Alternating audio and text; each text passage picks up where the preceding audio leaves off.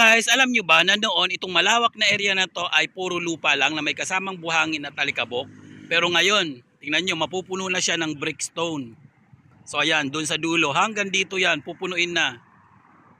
Dati rin, libre dito ang parking. So ngayon, pag napuno na to, I'm sure may bayad na yan. So hindi na free ang parking. Guys, ngayon ay papakita ko sa inyo rito. Nakaupo ako ngayon sa bricks. Ito yung brickstone.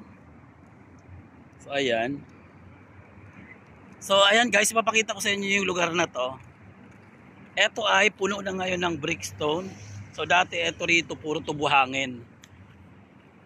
Ayan, dinadaanan ko to rito, tumatawid ako rito. Dito ang daan ko papunta doon. So punong-puno to ng mga sasakyan noon. Kasi nga libre yung ano rito parking noon. So tinatawag nga nila minsan sa salita ng mga Hindi o kaya siguro mga Urdo, katsara. So yung mga area na hindi pa nasisemento, tinatawag nila katsara. Katsara area. So, minsan, saan ka nagpark? Doon sa may katsara, sasabihin. Ayan guys, eto na lang natitira dito na lupa, buhangin. So, na may kasamang mga alikabok. Eto na lang. So, ayan. Yan. So, yan na lang. Kunting-kunti na lang. Ayan. So, kunting-kunti na lang matatapos na at mapupuno na to ng brickstone. So, ayan. So kumbaga simentado na. Ngayon pag simentado na to, ang mangyayari, hindi na libre ang parking nila. 'Di ba? May bayad na. 'Yun lang ang hindi rin maganda.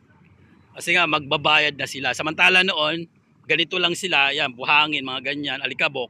So kahit mag-park sila diyan, libre lang. So ayan guys, ipakita ko rin ang ibang mga brickstone. Ito siya oh. So doon ako kanina umupo.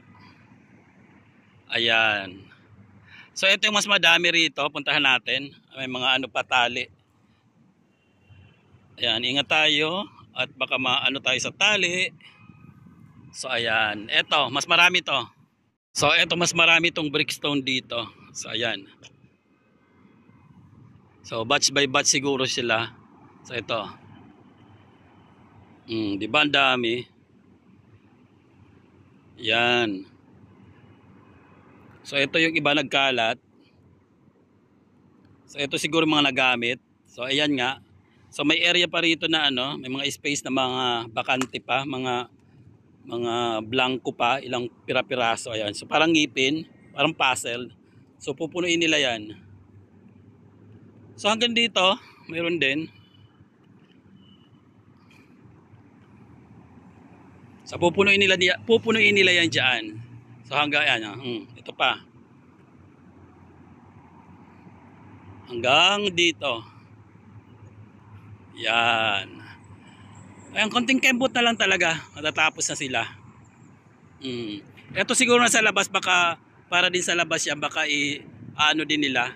Lalagyan din nila ng mga brickstone. Baka ito nung baha naman. So tinanggal nila diyan. Diba? Hanggang dito. Yung area na to, buong area. So, puro na siya brickstone. Sementado na siya. So, wala nang alikabok. Wala nang alikabokya. Diba? Ang ganda. So, ganon. Malinis na siya.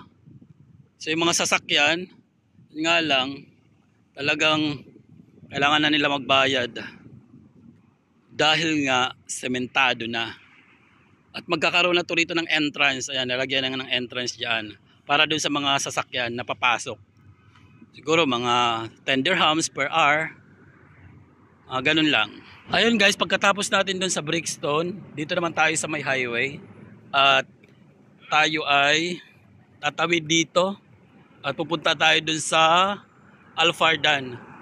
Dito ako maghuhulog sa Etisalat, pagdideposito ng Etisalat sa may bill namin. Ayan na ang mga sasakyan. So ayun.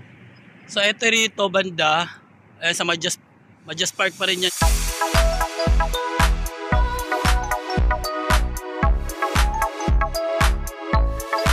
Tapos dito naman, doon naman sa may Al Fardan. So pupunta ako ngayon sa Al Fardan. So Ayan, so hintayin lang na natin. Wala nang sasakyan. Ako, mayroon pa. So ito na lang, isa na lang. So, lisan mo. Naku po, nag-smile pa. Dito ulit tayo makatawid. Ayan, wala na. Takbo! Guys, nandito na ako sa Alfardan. At nandito na ako malapit sa machine. At ako ay maghuhulog sa aming Etisalat bill. So ayan, Alfardan. So ayan guys, pasok na tayo. At ito na yung machine ng Etisalat. So ayan, maghuhulog na ako. Paalam na, bye!